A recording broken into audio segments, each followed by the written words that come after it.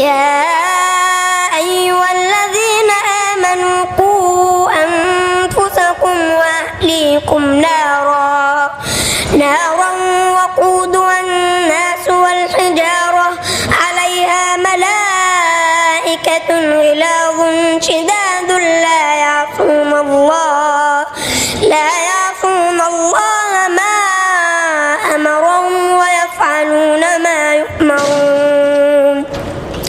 يا أيها الذين كفروا لا تعتذروا اليوم إنما تجزون ما كنتم تعلمون يا أيها الذين آمنوا توبوا إلى الله توبة نصوحا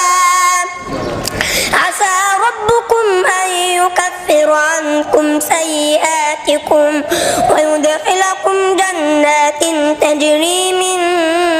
تحتها الأنهار